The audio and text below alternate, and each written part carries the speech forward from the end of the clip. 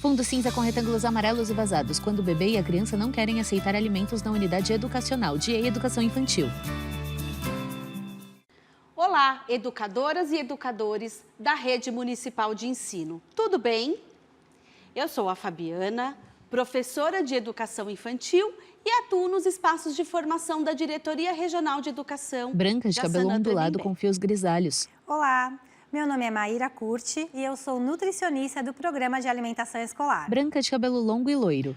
Hoje vamos conversar sobre quando o bebê não quer aceitar os alimentos. Uma lousa interativa exibe slides referentes ao tema. Que comer vai além da ingestão de nutrientes. Comer é um ato que se aprende e que faz parte do desenvolvimento e da constituição identitária de todo ser humano. No refeitório, crianças comem em uma mesa coletiva. A alimentação nas unidades deve ser compreendida enquanto prática social que garante, acolhe e respeita os direitos, desejos e necessidades infantis. Mulher oferece couve-flor a um menino que vira o rosto. É importante reconhecer que a recusa na ingestão de alimentos nos espaços coletivos pode ser mais um momento de aprendizado. O bebê e a criança precisam decifrar aqueles alimentos, tal qual quando passamos pelo processo de aprendizagem da leitura e da escrita. Bebê pega comida do prato com a mão. Após os 6 meses de idade, vive a transição do leite para a introdução de alimentos de consistência sólida. E é nesta etapa que educadoras e educadores precisam estar disponíveis para o bebê, de forma a garantir o respeito aos tempos e aos ritmos. Mulher dá comida a um menino com colher. Podemos ter o caso de bebês que estão aprendendo a mastigar os alimentos sólidos e, portanto, comem em tempos diferenciados ou cospem um alimento para fora da boca, o que é natural nesta etapa. Bebê cospe comida. Ou mesmo bebês que não querem ser alimentados quando estão com sono. E é nesse momento que podem apresentar o choro como forma de recusa ao alimento oferecido. Foto, mesa com cardápio, fotos de alimentos, cesta de frutas e prato com refeição. Percebem que, nesse caso, será necessário acalmar o bebê para depois oferecer novamente uma colher com o alimento. Oportunizar o reconhecimento de diferentes consistências, texturas, sabores, cores e aromas, compreendendo como essencial o toque. São os contextos que educadoras e educadoras devem criar para que as crianças tomem iniciativa e tenham prazer em explorar o mundo.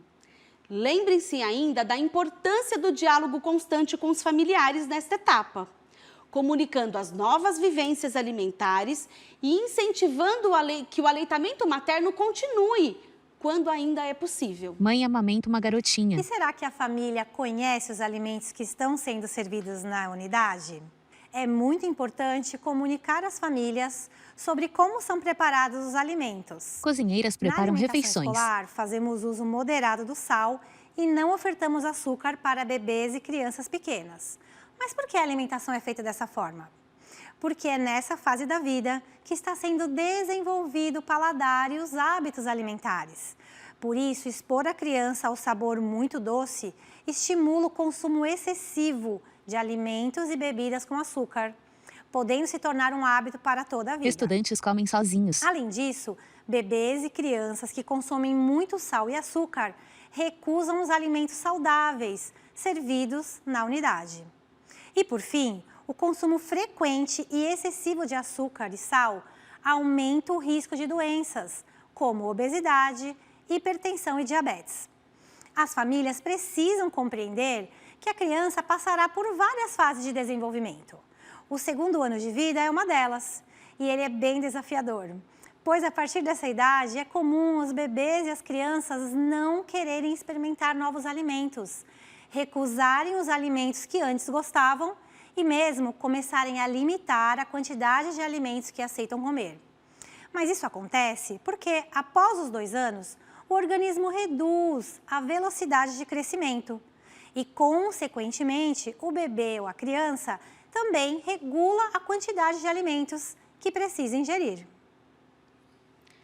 Além disso, é nesta fase também que a criança aprende a andar e fica bastante curiosa com o ambiente ao seu redor. Isso pode fazer com que a hora da refeição e os alimentos se tornem menos interessantes e o nosso desafio aumenta. No momento da refeição, algumas ações pedagógicas podem favorecer o incentivo de consumo de frutas, verduras e legumes e diminuir também as possibilidades de recusas. Menino come uma Quais seriam banana. essas ações? Sentar-se próximos aos colegas da sua preferência, ser acompanhada à mesa pela educadora e educador que participa das suas narrativas, ser encorajado nas dificuldades e ser apoiado nas diferentes interações. Ainda nesta fase, a criança aprende a falar, já consegue pedir os alimentos da sua preferência, controla melhor a colher, se interessa pelos diferentes talheres e mantém o contato visual com os alimentos que estão no prato. Segura o copo com as duas mãos e vai desenvolvendo assim a capacidade de se alimentar sozinha e também de escolher o que quer comer. Crianças comem com colheres e com as mãos. Percebemos, a alimentação é também linguagem, é ampliação do repertório de ideias, de símbolos e de significados. Menina morde uma couve-flor. Sabemos que a aceitação dos alimentos exige de educadoras e educadores ações em educação alimentar e nutricional, que começam muito antes da chegada à mesa e que devem considerar os tempos, espaços e materialidades. Mas que ações seriam essas? Vamos dar alguns exemplos. Apresentar o cardápio que será servido, seja através dos próprios alimentos naturais disponíveis ou através de imagens. Podem estar em uma mesinha no refeitório ou em uma cesta, de modo que esteja na altura das crianças para elas interagirem. Varal com fotos de alimentos. Prato, podemos apresentar os mesmos alimentos com cortes e consistências diversificadas e servir com regularidade os alimentos para que bebês e crianças passem a conhecê-los e então terão mais curiosidade para prová-los. Promover a participação de cozinheiras e cozinheiros em diferentes momentos do cotidiano também é uma ótima ideia. Recomendamos que o bebê seja alimentado sempre pela mesma educadora ou educador de referência, para que sejam criados vínculos de comunicação e afeto. Gestos corporais gentis e tom de voz tranquilo são sempre bem-vindos.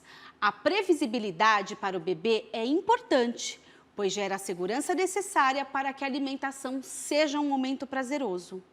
Mas pode ser que mesmo com todas essas ações, o bebê e a criança recusem o alimento.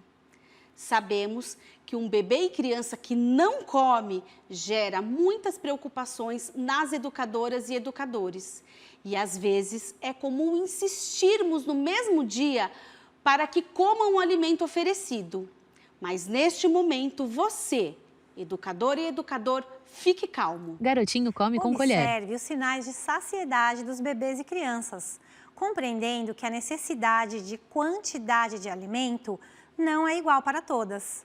E dentro da rotina de horários da unidade, logo outra refeição com outros alimentos será ofertada. Menino pega comida de uma vasilha com a mão. Reconhecer o bem-estar global de bebês e crianças é um indicativo para a tomada de decisão sobre ligar para os familiares, quando o bebê ou a criança não come.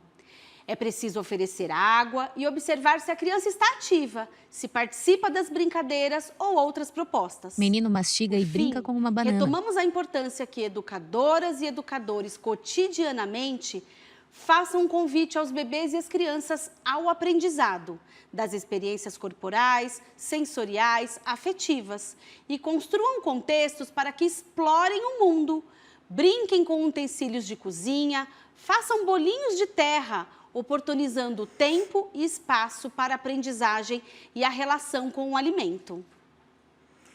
Antes de nos despedirmos, quero fazer um convite. Leia e estude o Guia Alimentar para a População Brasileira e o Guia Alimentar para as Crianças Brasileiras Menores de 2 anos. E também indicamos a leitura da Orientação Normativa de Educação Alimentar e Nutricional para a Educação Infantil. Certamente esses materiais servirão de apoio para maiores reflexões sobre as possibilidades de ações pedagógicas.